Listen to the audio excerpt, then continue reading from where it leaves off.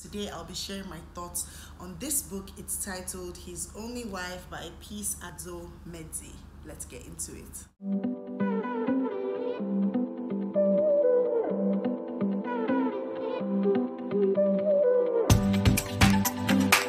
Hi guys, welcome back to my YouTube channel. If you're new here, hit that subscribe button so you never miss a thing. If you're not new, welcome back. So from the title of my video, I'm going to be doing a book review of this book. It's titled His Only Wife by Adzo Medie. So I saw this around Bookstagram, Booktube, and quite a lot of people had a buzz about this book. And well, I mean, I will eventually share my thoughts on it, but I thought it was I think this is like a debut novel, so I thought it was a very good effort as a debut novel. So let's get into it without wasting much time. Adzo Medie is a senior lecturer in gender and international politics at the University of Bristol in England, as well as a research fellow at the University of Ghana. Her short stories have appeared in Transition, Slice, Four-Way Review, and elsewhere. She is also the author of Global Norms and Local Action, the campaigns to end violence against women in Africa. His Only Wife is her first novel. So let me read out the synopsis. Afi Tepo is a young seamstress in Ghana. She is smart, she's pretty, and she has been convinced by her mother to marry a man she does not know. Afi knows who he is, of course. Elikem is a wealthy businessman whose mother has chosen Afi in the hopes that she will distract him from his relationship with a woman his family claims is inappropriate. But Afi is not prepared for the shift her life takes when she is moved from her small hometown of Ho to live in Accra, Ghana's gleaming capital, a place of wealth and sophistication where she has days of nothing to do but cook meals for a man who may or may not show up to eat them. She has agreed to this marriage in order to give her mother the financial security she desperately needs, and so she must see it through, or maybe not. His Only Wife is a witty, smart, and moving debut novel about a brave young woman traversing the minefield of modern life with its taboos and injustices, living in a world of men who want their wives to be beautiful, to be good cooks and mothers, to be women who respect their husbands and grant them forbearance. And in Afi, Medie has created a delightfully spunky and relatable heroine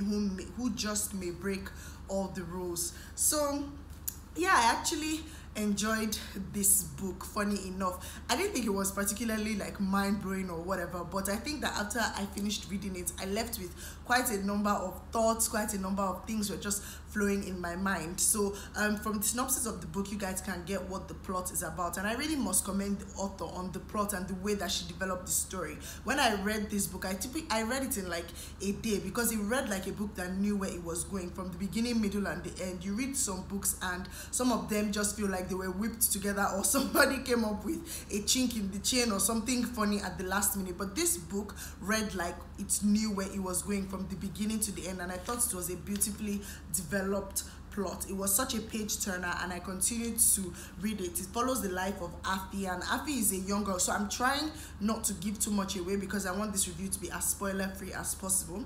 But Afi is a young girl who lives in a small hometown of Ho. She's a seamstress, and basically an opportunity presents itself where a rich woman who lives in Ghana, her son has been following some other woman that she's not really happy about, but they're not married. They have this amazing relationship, but Afi is sort of used to, distract him, as the synopsis says. They use Afi, who comes from a not so rich background, to distract this young man so that he can marry her. So Afi presents herself, or more or less she's like a traditional Ghanaian woman, what they call wife material, and she's like a people pleaser at first. She's very innocent, very naive, and that kind of thing. And so Elikem's mother is very happy that, okay, this sort of traditional girl is available to suit their arrangement. But then Elikem doesn't even make it to their wedding, and the book opens with their wedding ceremony where Afi is there and her friends are there. Everybody's making a huge fuss, because they're like, this Elikem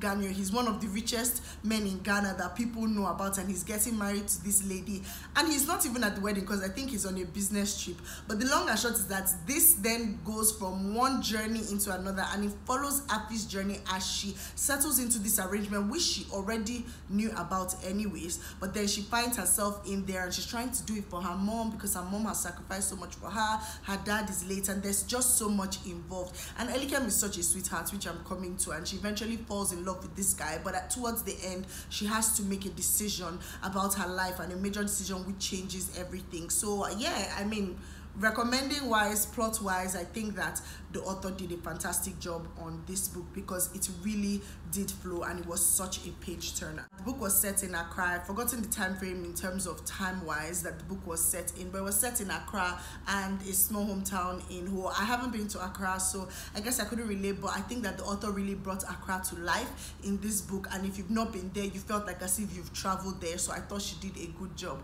In terms of the characterization, I really enjoyed Afi's character. Afi was the main protagonist in this book, and you could see how her character grew and evolved over time, from this quiet, you know, naive, people-pleasing lady to someone who stood her ground and eventually knew what she wanted in life, someone who was able to make very tough decisions, which I'm sure if people discuss this book, a lot of people have varying ways on how Afi should have sort of, you know, towards the end, the kind of this decision that Afi should have made. But this is somebody who eventually came into her own, grew into a confident young woman who believed in her abilities, and it wasn't just about material things or money for her. It was about knowing where she was going and what she wanted from life, no matter what everyone around her was telling her. And that is a far cry from who she was at the beginning of the book. So in terms of developing Afi's character, I thought that the author did a fantastic job. The other characters, such as Elikem Ganyo, who was like the husband in this book, oh my goodness, the way Elikem was written, I felt like if he came to life, it would have been such a hard decision for anybody who was in Afi's shoe to have made, because Elikem was such a sweetheart, and he was written so beautifully. Like, this was a caring man. He almost seemed so perfect, other than the fact that there was the arrangement of the woman who already existed before Afi came on board to marry him. And I love the way the author really presented him, and this book sort of captured a lot of themes which I'm coming to, but I thought that his character was very well done. The minor characters, such as Auntie, Afi's mom, Evelyn, Afi's cousin, or was his sister, I thought that they were also well developed, especially Evelyn. Like, I love what Evelyn said at the end of the book in terms of making hard decisions, having strength in walking away from love and things like that. Like, it was such an eye-opener how Afi decided to live her life, and I think that it was a nice one in terms of the way the characters were put together, and they really this was a very good balance between a character-driven and a plot-driven novel, and I thought that the author was able to balance it out very well. In terms of the writing style and the language, I really enjoyed it, because you guys remember I said I read this book in a day. I was able to finish it in a day because the writing style and the language is literally, I mean, it's easy to understand. It reads very flowy and straight, and it was written in the first person narrative from Afi's point of view, so you get to feel all the feels with Afi. You get to know what she's going through, what's going in her head. You sort of get to grow with her and evolve with her as not just a character but as an individual, and I think that in terms of putting that in the book, the author did a great job. This book talked about important themes like unofficial polygamy, because there was already the woman who was in a relationship with Elikem Ganyo, and then the fact that Afi now came on board as his wife and assumed the official role as his wife. Like, it was a case of, oh, but every man has mistresses, and then you're lucky that your man is telling you, but there's already somebody on board. Why can't you just manage? At least you're the wife, you're in the main home, but he has somebody else that he's in love with. Why can't you just arrange yourself? And you see, it presented so many discussions that I'm sure that people that read this book would actually think about, and it stoked so many conversations. So it explored themes like unofficial polygamy, love, naivety, coming into your own as an individual, you know, family relationships, community, and just the influence of community. Oh, what would this person say? What would this person say about me? What would people say about me? Caring more about what the community has to say about you or your family status. You know, there was wealth involved because this Elikem Ganyo, their family was rich, like, and it showed a very good way of exploring the richness of Ghanaians. But then I saw that, like, yeah, at the back of the book it says a crazy rich Asians for West Africa. I totally disagree. I don't know how this book is compared to a crazy rich Asian like thing for I don't really see it, honestly. And even if this book was made into a movie, I don't really see it, because the wealth is, yeah, Elikem was rich, his brothers were rich, but then it's not really, it didn't really give me the vibe of Crazy Rich Asian. But it captured a lot of important themes. And I think for me, the profound moment in this book was at the end. The book doesn't really end how you think it might end, and I really, like I said, I don't want to give too much away, but it made me think, especially about the kind of decisions that you make, even if everybody around you is like, oh my goodness, you have to do this, but just standing your ground, especially when it comes to love and maybe not wanting to share someone with someone else. I mean, in the world today, people are like, everybody cheats, just expect it. Go into a relationship knowing that you're going to share your man with someone else, you're going to share your woman with someone else. People always say, oh, turn by turn, but you're the one who has the person now. There's just so much on different people playing different roles in relationships, and everybody goes into relationships or marriages these days, or most people, with very minimal expectations. And you could see that in Evelyn's character. But even Evelyn, who was saying, oh, you know what, yeah, you should do this, you should be tough, whatever, was trying to advise Afi, you later got to see what really goes on in her mind, or the minds of people who try to act all tough, like, oh, I don't care about love, all I care about is the money,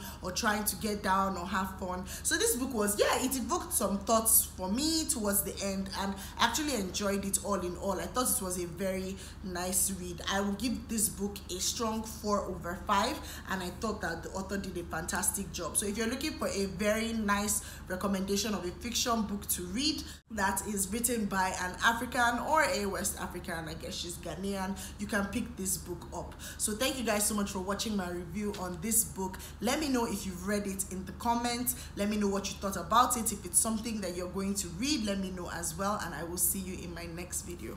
Bye.